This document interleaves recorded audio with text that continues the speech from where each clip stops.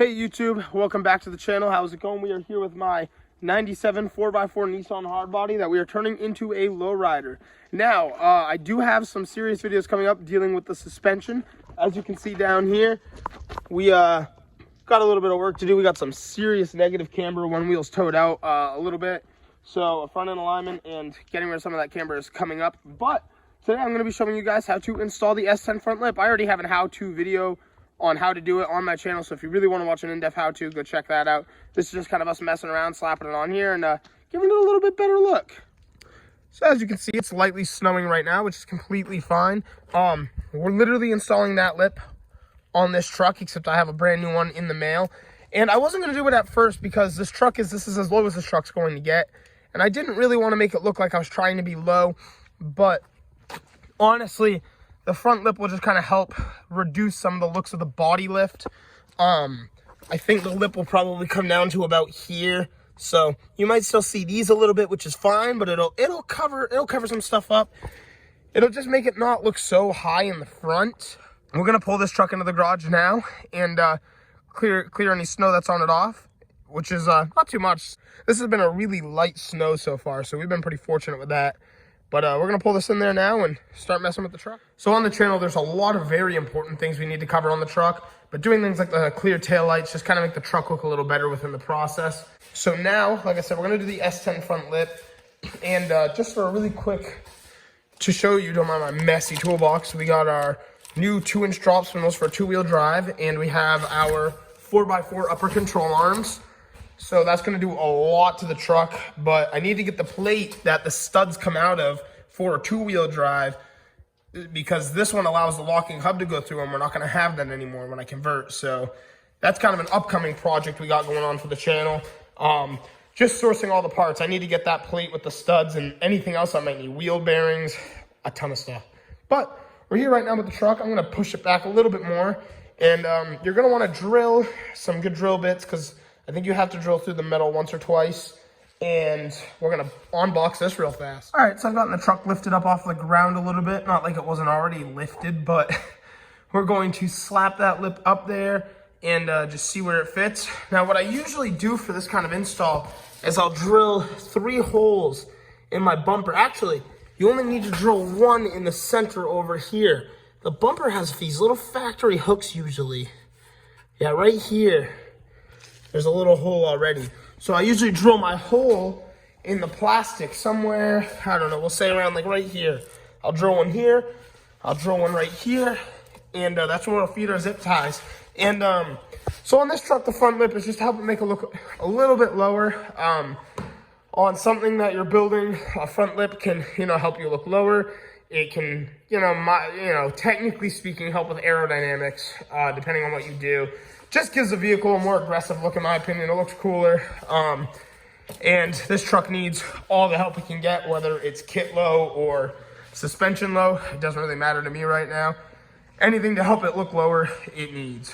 So what I'm going to do is drill up my holes in the plastic where I showed you, drill my hole in the bumper, and we'll just put it up there and see how it fits. Okay, and we've got 3 out of the 5 holes that we're going to need drilled out. There it is under the bumper there. Now what I do is I like to take this, and I've never done it on a factory, this is a factory 97 1-piece chrome bumper. So it's a little tighter to where it sits than when I put these on like as an aftermarket thing. And to do this, you do need to remove the front valance that comes factory. So there's usually a metal piece that runs from here down like a little chin, but we don't have that anymore. It rotted off the truck and I took it off years ago. I'm gonna throw this up there now, and it'll kind of give us a good idea on where we're gonna wanna mock this up. Then we're gonna have to drill 2 more holes later after we make our cut.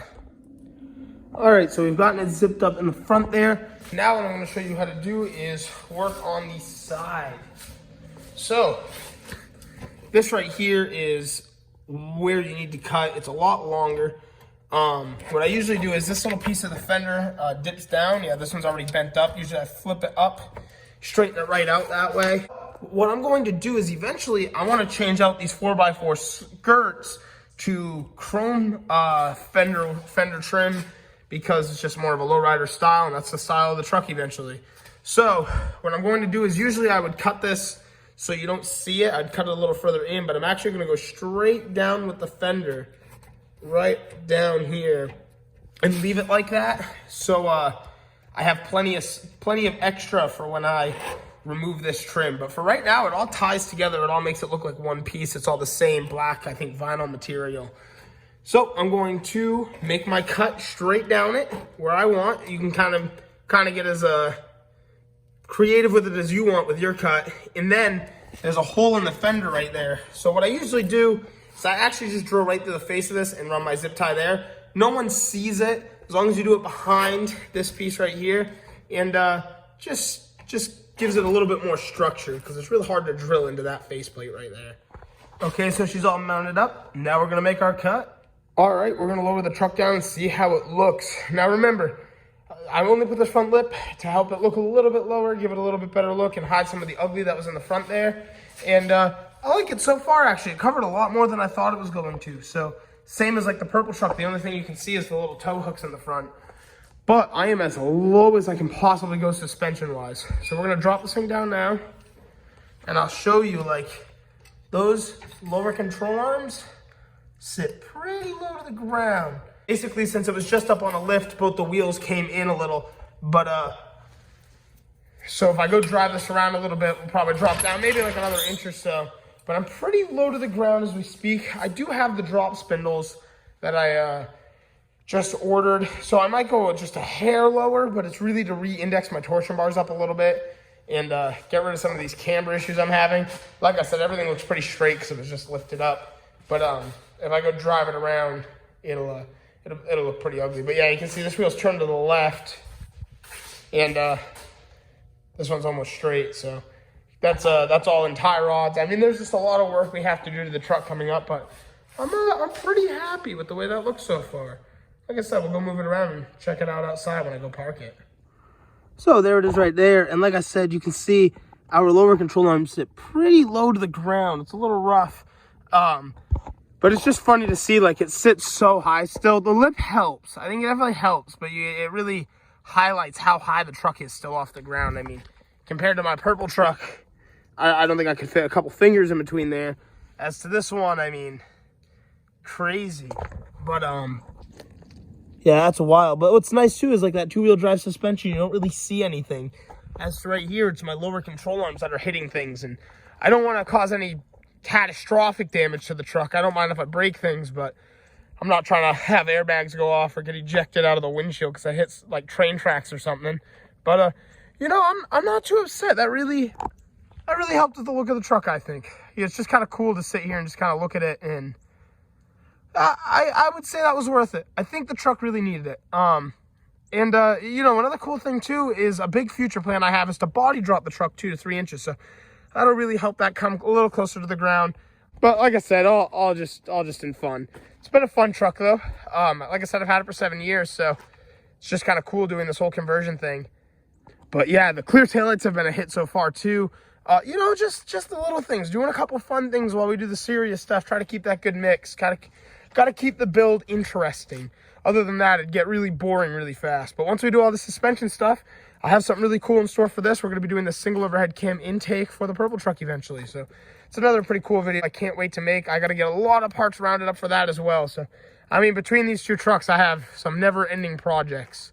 And once we do that, we'll decide if we're going to turbo the truck or hydraulic this one. So I'll probably put a poll up on Instagram in a couple of months, and I'll see what people think, and I'll see if it sways my decision or if my heart's set on one or the other already. You guys will find out. But yeah, just cool that you guys really like to take the time and check out the builds and stuff. Seriously. It's January, so this is some slower content for sure. Usually, if you're new to the channel, we're always doing something crazy, doing something new. But right now, I just, these are a lot of filler videos. And I mean, it is cool. I mean, you get to see the progression of this truck and what it's became since we started. Well, all right, guys, thanks so much for checking out today's video and what we've had going on. I really appreciate you guys just seeing, you know, what's next for the channel.